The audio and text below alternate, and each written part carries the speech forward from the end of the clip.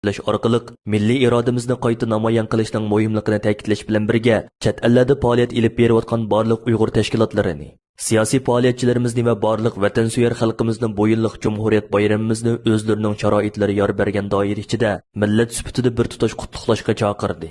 Dunyo Uyg'ur qurultiyining bu vaqtda olgan qarori tovandikicha. 1. Dunyo Uyg'ur qurultiyi markazi organining o'rinlashtirish bilan 11 oyning 13 kuni Germaniyaning Myunxen shahar markazida Sharqiy Turkiston milliy marshini o'rinlash va bayroq chiqarish murosimi o'tkaziladi. 2.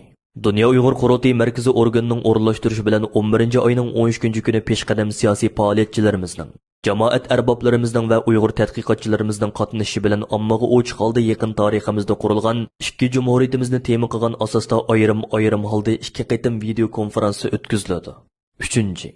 Dunyo Uyg'ur qurultiyi Cumhuriyet kunimizda har qaysi ellarda yashayotgan butun qarindoshlarimizni uylarining balkonlariga, vatanimiz Sharqiy Turkistonning oy yulduzli ko'k bayrog'ini esishga, imkoniyati bo'lganlarning ho'yla oramlarida istiqlol marshini o'rinlash va bayroq chiqarish murosimlari o'tkazishga, o'zlari qo'llanayotgan qatnash vositalarini bayrog'imiz bilan bezashga chaqiradi.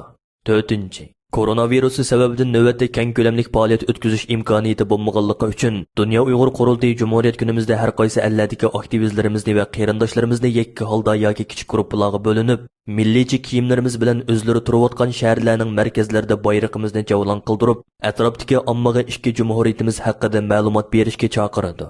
5. Dunyo Uyg'ur qurultiyi Cumhuriyet kunimizda har qaysi Uyg'ur tashkilotlarimizni, institut va tadqiqot markazlarimizni, shundoqla Uyg'ur akademiyanlarimizni yaqinqi zamon tariximizda qurilgan ikki jumhuriyatimizning asosi tema qilgan holda har xil tillarda videolik konferensiyalar o'tkazishga, bu vaqtda maxsus doklad va bayonotlarni hozirlab chiqib e'lon qilishga chaqiradi. 6. Koronavirusi vaziyati normallashgan hamon Dunyo Uyg'ur qurultiyi tarafidan butun dunyo miqyosida yosh o'smirlarimizni asos qilgan istiqlol marshimizni o'rinlash musobaqa faoliyati asliga keltirilib, darajaga erishganlarni istiqlol marshi medali va naqd pul bilan mukofotlash tuzumi takror qanot yoydiriladi.